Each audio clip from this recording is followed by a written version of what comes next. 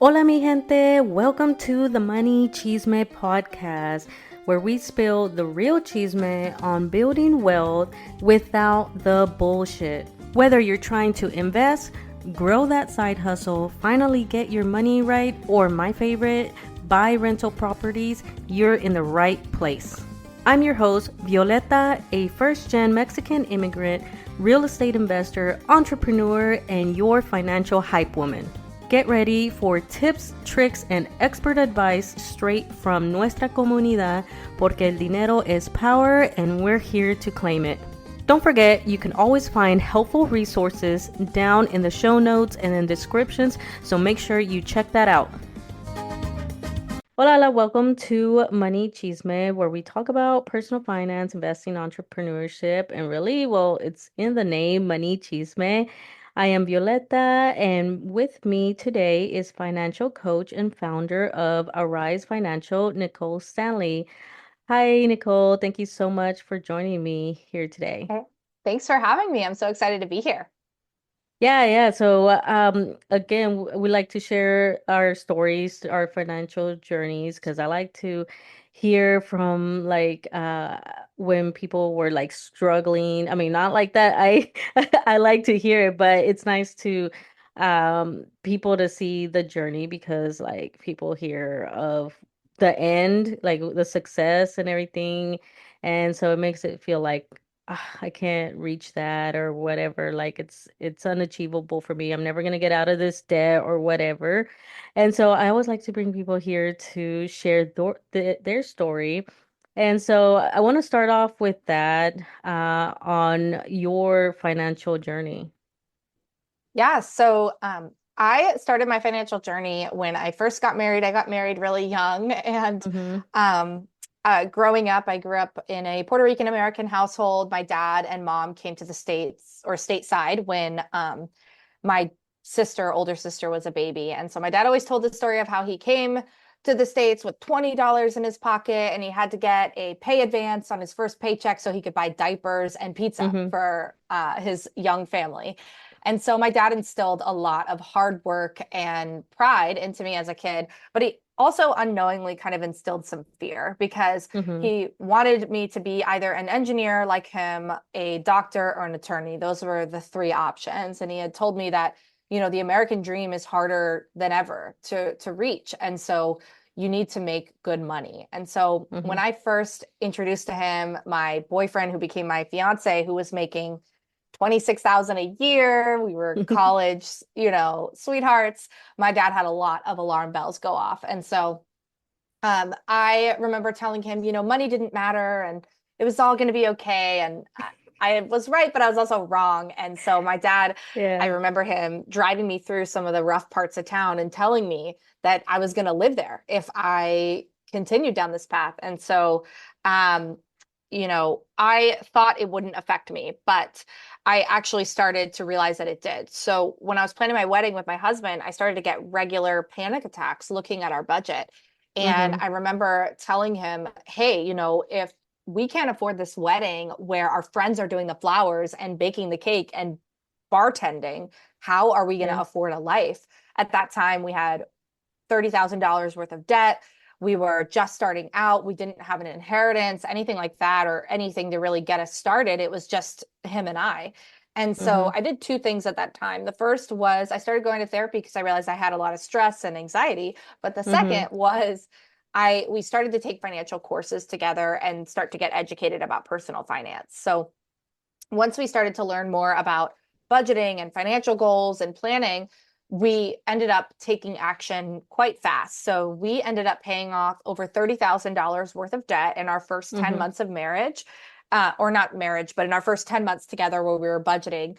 And then we ended up over the next few years building up our cumulative net worth to over $250,000. And our average annual salary during that time was $56,000 a year.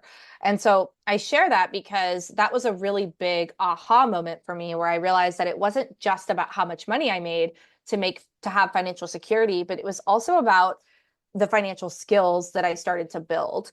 And so before Mm-hmm. I knew financial coaching was an industry or it was even a thing, I just started helping friends and family for free. So I Yeah. did that for a few years because I saw that a lot of people felt like their financial goals weren't, or financial problems weren't fixable for whatever reason. And so I liked getting in there, helping people make a plan so they could start to fix their financial problems and feel less financial stress. So that is how I ended up starting my business in 2020. And since then, I've been able to help over 700, mostly Americans, achieve more financial success, stability, and confidence.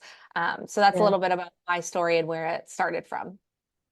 That's awesome that you were able to kind of, first of all, that you went to therapy off the bat. Like, I didn't start going to therapy till like maybe 2 years ago. And it was just when, like, I started having like a real decline. And you were able to recognize that pretty off the bat that, like, hey, I got some anxiety going on from finances. And I didn't realize that that is what stemmed as well with the anxiety that I have now, the instability and things like that. So it's pretty cool that you figured that out off the bat and that y'all started to take action and created a plan and started learning about finance and then started like because I think I saw recently somewhere where like that's where people learn most of their finances, how to manage their money and everything is through friends. So you were that friend. You were over there like, hey, I learned something new and I'm gonna share it and I feel like that's where I'm at right now. It's like I have this need. I see my family. I have an uncle right now that I'm like, I need to get in. I need to call him and tell him. But I also had to know that, like, all in with time too, because he might Yeah. not be ready. And so that's awesome that y'all overcame a lot of debt that in 10 months. That's a big deal. 30,000. And so I kind of want to Yeah. go in that and go over like what are some of the steps that y'all took? Yeah. So when it comes to paying off that amount of debt really quickly, I know that we did it in a way that was a bit unsustainable. So I don't usually Hmm. recommend this way, but we lived very simply in our first year of marriage. And my goal was that I was working a cold call entry level sales job, which was absolutely soul sucking. Cold calling, right? All the things. But I had a goal in mind. I knew that every commission check I could put towards debt. And I was very motivated by that goal. So much so that the second we made enough money so that we could pay off all of our debt, I quit. So it was a very not glamorous journey of living really simply, as well as making some extra money by working a cold call sales job. And then throughout the rest of our financial journey, when we were single income, most of it, with my husband being the main income earner at a church job, we did a lot of Hmm. odds and ends. So I picked up uh, some nanny days from a friend who needed childcare. I flipped furniture on Facebook Hmm. Marketplace. I taught English to Chinese kids online so that I could make some extra money. Like whatever those little extra things you could do, I was doing them. Hmm. And that was a huge part, I think, in us being able to find that extra money was making it if we didn't have it. So Yeah. doing those extra things, making a budget, and then living really simply.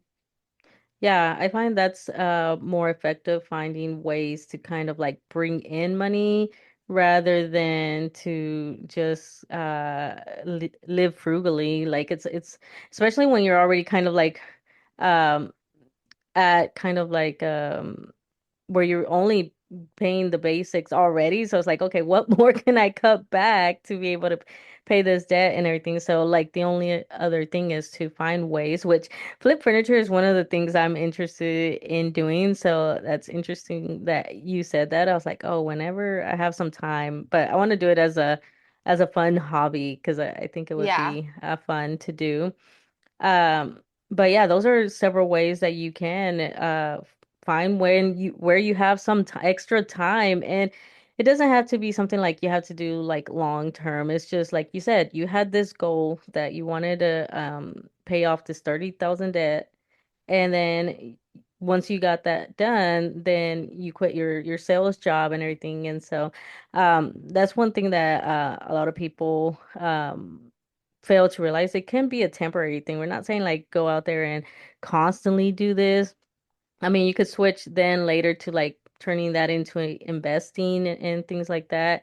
But I want to talk a little bit, give a little bit tips on budgeting, Yeah. because I guess that's a new concept for a lot of people that barely start their financial journey. When I first had to start a budget, I didn't know what to do, and so I wanted to hear your tips and how you took that on creating your budget.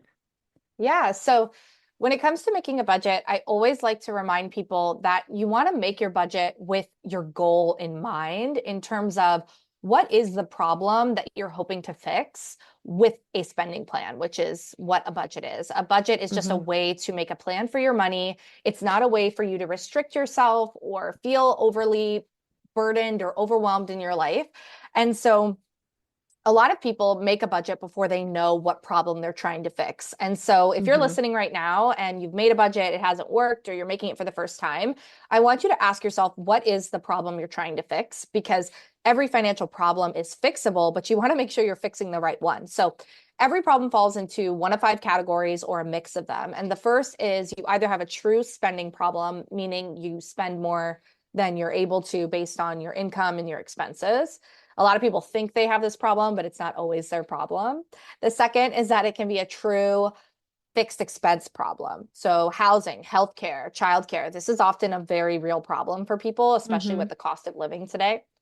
The third problem is that it's a true income problem, meaning no matter how much we lower your expenses, how much we lower your spending, the math won't math. And so Mm-hmm. knowing if this is the problem you're trying to fix is really important. The fourth problem is that you can have a true money management problem, meaning you make enough money, your expenses are all right, your spending is all right, but you have no system, which is the budget or the spending plan, to hold you accountable or to keep the money from just leaving you. And so Mm-hmm. a money management problem is often a problem for a lot of Americans. The fifth problem is that you can have a financial strategy problem, meaning the goal that you have is not actually the right goal based on where you are financially. So this is an example of maybe an elderly or an older couple who isn't investing at all and they have all their money in cash. That would be a financial strategy problem, right? Or they are putting all their money towards debt. Some person is putting all their money towards paying off debt, but they have no savings. So every time they have a financial trouble or emergency, they have to go further into debt. That would be an example of a financial strategy problem. And so your mindset affects all of these. But when you make a budget, you need to know which of these is your actual problem. Does that make sense? And so budgeting with a goal in mind makes it less about the process of planning your spending and more about solving a problem, which I find actually keeps people motivated for longer. The second tip that I would give is that you should automate as much as possible if you can, because if you take the choice out of your financial goals and you just make it happen, you're going to have a lot more success. Two of those that you mentioned were the main causes of when I first started my financial journey. One, I just wasn't tracking my money. It's like, Yeah. I was like, look every month. I was like, what did I spend my money on this month? Like, I have the income and it was, more than enough to cover my expenses. I mean, I was single with just like basic bills, right? Yeah. And but I didn't know. And then once I started like budgeting, it got better. Yeah. And one of the good things I did was like to start automating. But then after that is like, okay, so I know I'm sending money, sending it to an investment account, which later on I found out I was not actually putting it into a right stock. So the step was there, but like you said, the goal then I had like the goal strategy, like the whole Right. strategy. I'm sending money to places, but it's not really doing what it needed to do. Right. And so that was a hard lesson learned that I had to figure out and, you know, fixed it. So now my money is strategically being invested in places, and so I didn't really think of breaking it down into those five issues. And it's true. Like you have all of those that affect how you manage your money or your budget differently. And Yeah. so you do have to create a different plan for each one because, yeah, if you don't have enough money, it doesn't make sense to like then budget for a investment or anything like that. So, yeah, I agree. This kind of the same way with real estate investing. I would say like, find your goal first and then create your plan from there. And so one of the things that when I went to like your website and through following you, I like that you um don't cater to like the whole frugality and like the stress because creating a budget, which I did notice that you also called it a money plan, which I like to call it. I think it's like a mind trick for myself that instead Yeah. of thinking of it as a budget, I just think of it as a money plan. Is Yeah. like finding ways to create a spending plan that works for you and that's not going to create more stress. So what are some of uh the tips that you give to your clients or to people to uh create their money plan without making them feel that financial anxiety and that stress that comes up when you start thinking about like, oh my God, I got to look at where my money is going and all that and facing the reality of what's going on with that. Yeah, I love to just remind people that our stress about money is not something to be afraid of. It's actually a really great indicator that there's opportunity that you haven't found out yet, right? So if you feel financial stress, it's because your body is trying to tell you that something isn't right. And so often a lot of people can feel that they want to avoid that or that they just need to ignore that. But what happens is the stress gets bigger, the worry gets bigger, and it's because we're our bodies are trying to get us to focus on the thing that's bringing stress into our life. And so Hmm. if you're feeling stressed, think of it less as a bad thing and more of it like a mystery that needs to be Hmm. solved, right? And so it's nothing to be afraid of. Like I said, every financial problem is fixable. Go into looking at your money with that mentality, even if you don't know how to fix it yet, or you don't know how you're going to solve it. That's okay. That doesn't mean there isn't a solution. It just means you haven't found it yet. And Yeah. so when it comes to taking a look at it, that is going to be the key to feeling less stressed. So, really, if we know what the problem that you're overcoming is, and we start making a plan, you're going to notice that even before your plan happens, your stress is going to go down Hmm. because there's a difference in knowing, okay, I know what I'm going to do. One, two, three, and I know this is going to help me move forward here, right? When we see the full plan in front of us, our stress will naturally go down. And that's Hmm. what a lot of people don't realize about financially starting to make a plan is that it's not just achieving it, it's even making the plan that's going Yeah. to see that stress go down. And so um, I would always encourage someone that if you feel like it's going to be too much for you, I want you to remember that you're really smart. Like you're super smart. You can overcome anything. You can overcome many things you already have in your life. So why not just make your finances a part of one of those things that you've overcame?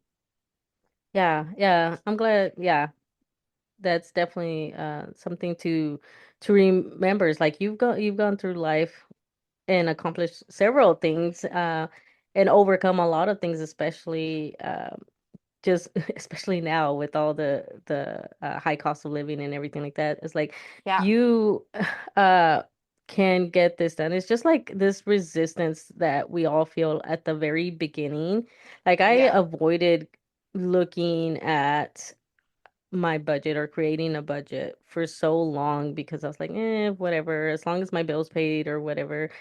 And Yeah. then after that, I saw like, okay, where's my money going? Then I just was afraid to look.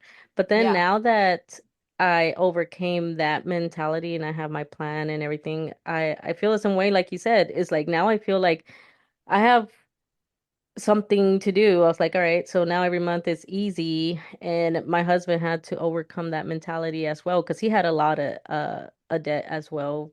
He had like about 40K of that, and he did the same thing. He just did not look at it. He just was like, okay, I'm gonna send money here, pay it off, and like once I got with him, then we sat down and was like, all right, we actually have to create a plan on how you're gonna manage your money. So now he's not as scared to look at his, he still gets a little bit anxiety. It's just kind of like that, something that kind of doesn't really go away. You have to slowly overcome and manage.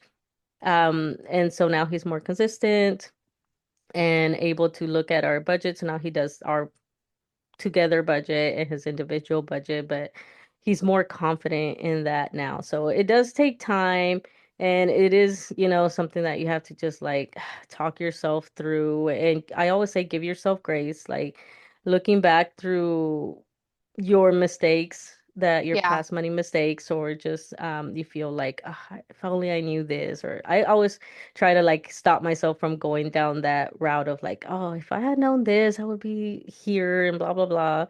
Yeah. You just gotta like you just gotta go with it and give yourself the grace, like you didn't know at that time, but now you know. So now you move Mhm. forward, you have your plan and all that. And so just wanted to end with like, what final tips do you have for those that are trying to, especially now during the time of this recording, we just got through the season of the holidays. And so there's a little bit of anxiety that's probably coming up, of like scared to look at your accounts from the holidays spending, and just what are your final thoughts and tips for someone that's going through that? Yeah, if you find yourself scared or wanting to avoid your money, what I always like to remind people is the problem is bigger when you avoid it. The longer you wait, the bigger it becomes, right? The more debt you have, the more interest you have. And so the best way, if you want to feel less stressed about your money, is to start by looking at it and not to blame yourself or to be overly critical. Imagine if you're looking at a friend in Hmm. this situation, a friend that you love, a friend that you respect.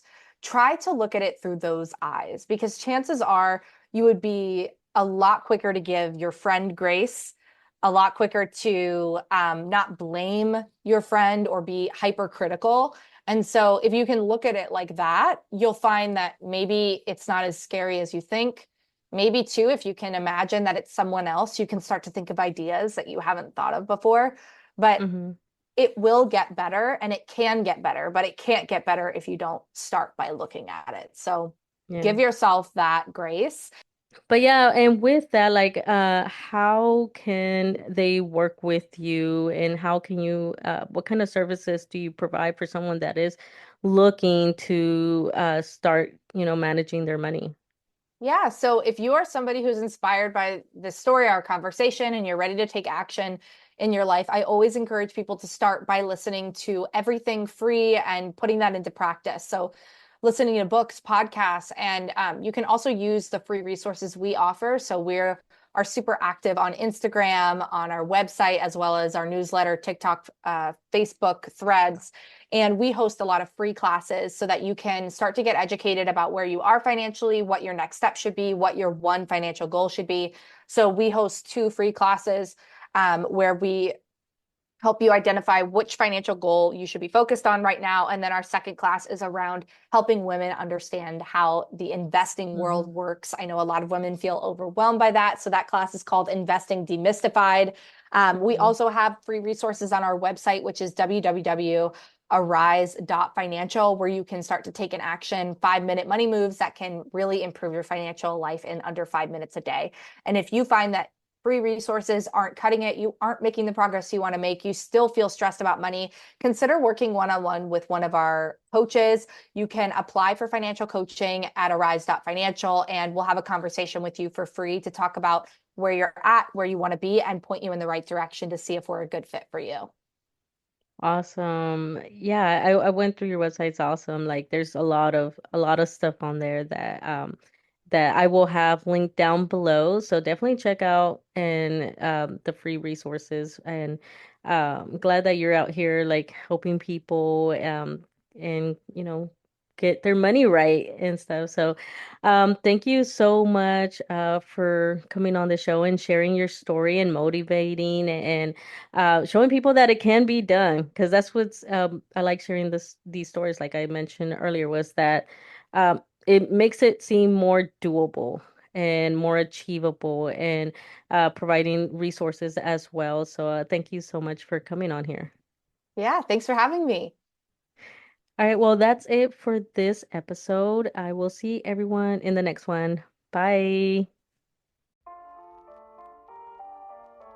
Thank you so much for listening. Don't forget to like and share this episode so others can also find this podcast. Don't forget to follow me on all my social medias listed in the show notes below, where you can also find resources to help you in your financial journey. If you're interested in becoming a guest on the podcast, you can find that information in the show notes. Other than that, thank you so much for your support, and I will see you in the next episode. Bye.